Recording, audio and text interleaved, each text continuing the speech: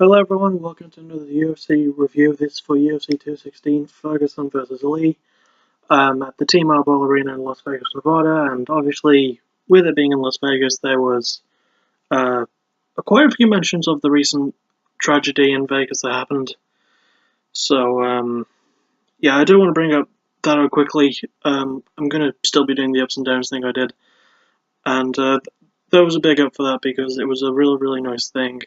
There was even a moment where they had like six survivors there that were wounded but weren't killed, and Everlast, a musician, actually performed a song. He performed a rendition of "America the Beautiful," so that was just really, really nice. And yeah, I wanted to get all that out of the way. There were messages from fighters like saying to donate, and there was a new shirt with the phrase "Vegas Strong" on it, but the O in Strong was replaced by a heart to show their support for what happened. And a lot of fighters walked into the octagon with flags of the Vegas. Well, not the Vegas incident itself. That would be kind of gruesome and terrifying. It was like this flag to support. So that was really nice. And the shirts were being worn by the referees as well, and by the ring girls. One of which was almost affected.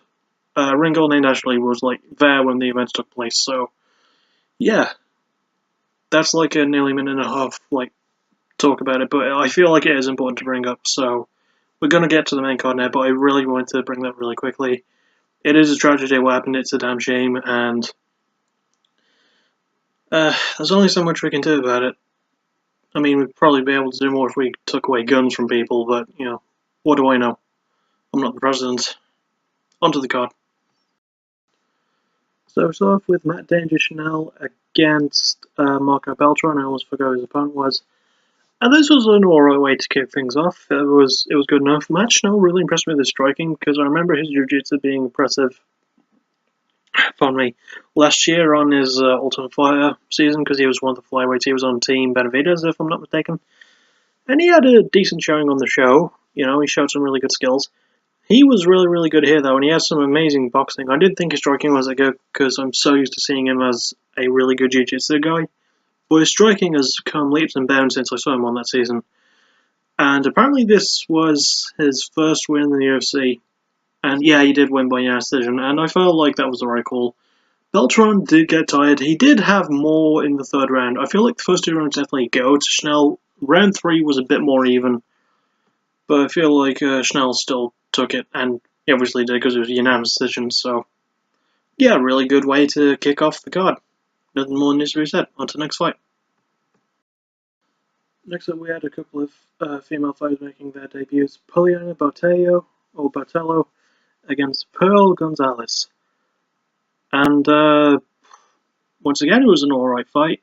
Oh, I forgot to mention, I'm giving the Schnell and Beltran one an up. I'm going to give this one an up as well. Because even though it wasn't as exciting, it did still lead to the right result. I feel like... Actually, no, it didn't. I'm going to give this a down. I'm going to change that. Because Pearl Gonzalez, I feel like, won the fight because she... Okay, for the majority of the fight, she did hold clinch control against the cage. And she didn't really strike a lot, whereas Botello, I have no idea how to say her name, she did a fair few strikes. And she got the win, somehow, by unanimous decision. Even though that really should have gone to Pearl because she was actually like controlling things with her clinch, but yeah, that's neither here nor there, so this does get it down, unfortunately. One thing I forgot to mention there about the Beltran and Schnell fight is that Beltran kept blowing his nose quite a bit, so I think he might be having nose troubles. Hopefully he gets them fixed soon, because breathing through your nose is very important when you're in a fight. So, yeah. Just a quick little thing. Progress over this fight was not as good as I at first made it out to be. I apologise for misleading you. So we're going to move on to the next one before I look even more of a fool. Luckily, we go from a down to a huge up, and instantly one of my favourite fights of the year, Bobby Green vs. Lando Vannata. This was an amazing, absolutely brilliant fight. Even like the bits that were lulled in action, every fight could have brought either one of them down. I feel like, though, here's the thing, I went to a split draw, which I'm alright with, and both fighters were happy with that because, they know they put on a good performance, and it was definitely deserving of that. But there was a moment in round 1, and if you saw the fight you'd know this, where Vannata, obviously, he knocked Bobby down with a good couple of punches, he covered him, and when Bobby was getting up, Vannata landed landed an illegal knee. He didn't actually land the knee, because for an illegal knee to work, it has to land on the face or the head. His knee didn't hit him in the head, though. His thigh did, and the thigh is soft tissue. It's really not like, the most dangerous part of the body. So, the taking away of the play, okay, the fact that Lando did it, even though he didn't do it, if that makes sense, I can understand the point being taken away. I mean, the referee was Dean, it was the sensible thing to do, and it saves face for him. I'm just not sure if I agree with that, and I definitely think that if Lando didn't do that, if he had waited, he probably would have won right then and there by TKO or maybe knockout. But even if that had happened, like even if he did land the knee, but it still went the distance, he would have won by split decision at least. But can't really argue with the result. Both men put on a hell of a performance. Neither man really lost or won because it was a draw. But it was a really fun fight to watch, and easily in my top 10 of the year. It was just really, really amazing. And I enjoyed it. So we're going to move on to the main event of the prelim card now. This fight gets a huge up. Yeah. Next we go to a slightly more cautious up as we reach the main event of the prelim card during Cody Stamann and Tom Duquesnoy, who is from France. And Coach Stamann trains under Darren Cruikshank, and he had Cruikshank in his corner. He's a surprisingly good coach, Cruikshank. He's a really good fighter. He's really underrated. I like him.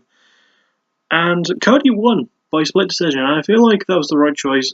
He was sort of losing initially at first, but when he managed to get past Tom's range, because Tom's a taller guy with a better reach, a longer reach, Cody managed to get past that and land some really, really good strikes. He did land some really good flowy, spinny combinations as well. Like, if a body kick would miss, he'd turn that into a side kick and that would land. And, he just had a really, really good showing. So, Tom, not so much, even though it was a split decision. He did do enough to get one of the judges to vote for him. It was still fair enough fight, and I feel definitely like Cody did just enough to win. So, it's a cautious up. It was still a good fight. It was a decent way to cap things off as we move on to the main card. So, let's do that. We go to the first fight of the main card between Beneil Dariush and Evan Dunham, and I'm going to give it a down. It was another draw. It was a majority draw this time. I think one judge voted for Dunham. I'm going to have to look that up really quickly. No, I believe he went for Dariush, if that's the case. And I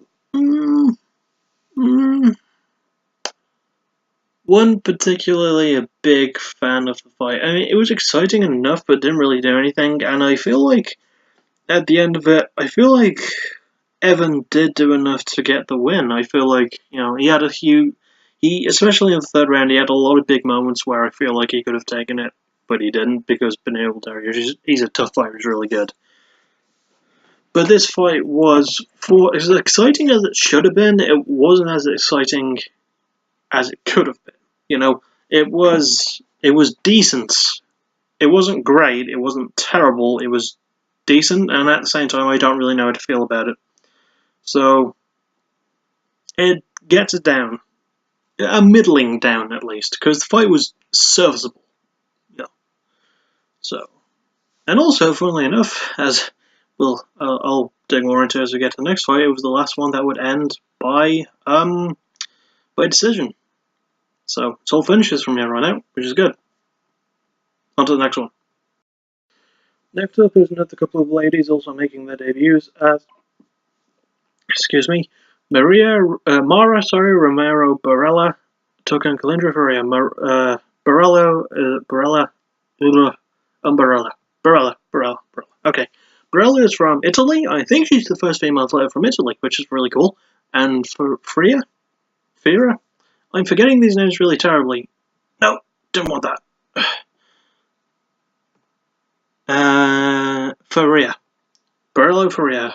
Barella won by rear naked choke in round 1. It was kind of textbook, actually. She went for a straight up takedown, and after, 2 minutes 55 seconds in, she just managed to, she worked her way around the position, got the rear naked choke, and sunk it in deep. And Faria had to tap. So, really damn good showing from Barella. Oh, my memory's terrible.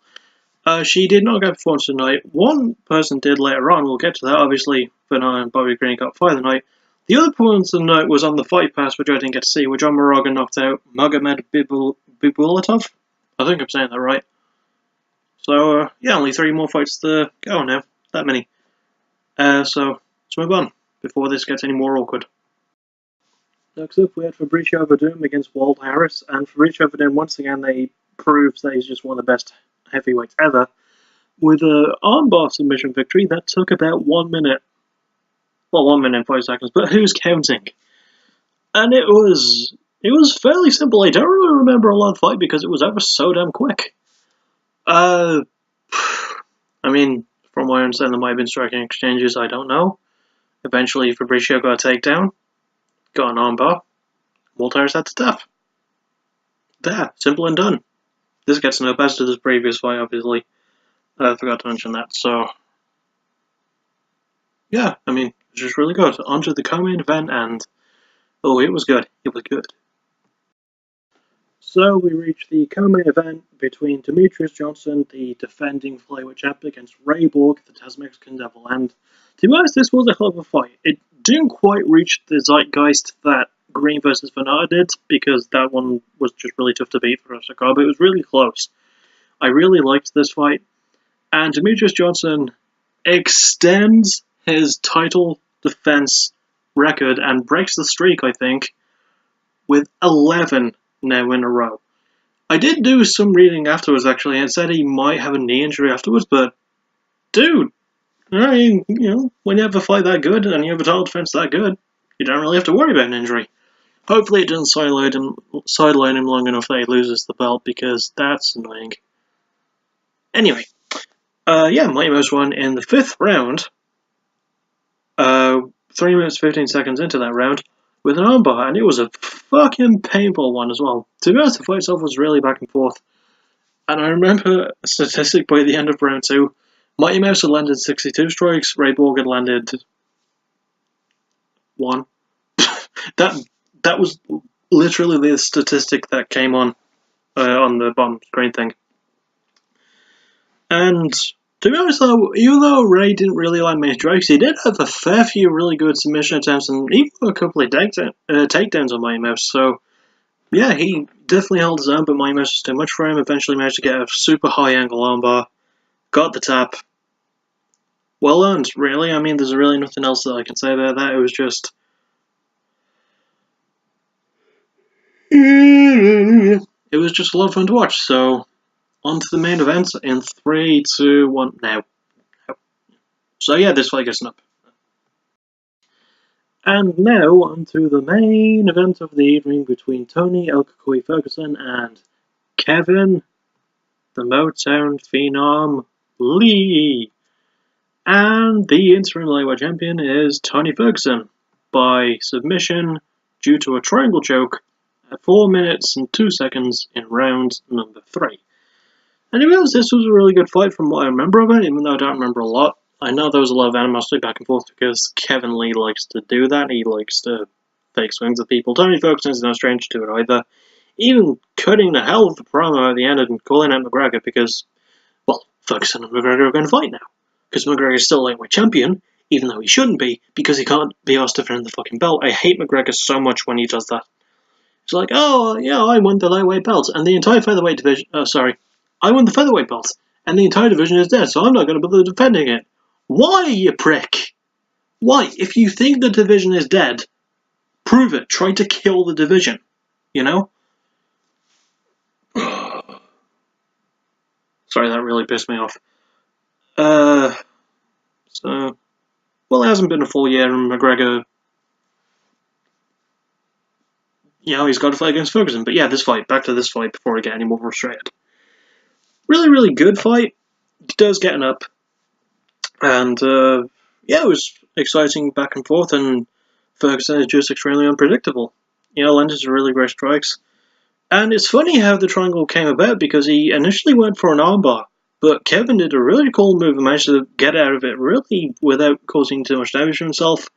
went up on top, but then Ferguson eventually managed to get the triangle choke and had to pull the head down for it because both arms were sort of outside. Well, one of them was, but he still managed to do it, and Kevin tapped. So yeah, on the whole, I really enjoyed this card, even though the prelim card could have done with not as many of the fights going the distance as they did.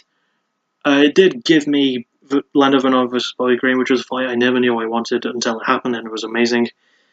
And yeah, most of the main card was really, really good, and that's kind of what I wanted.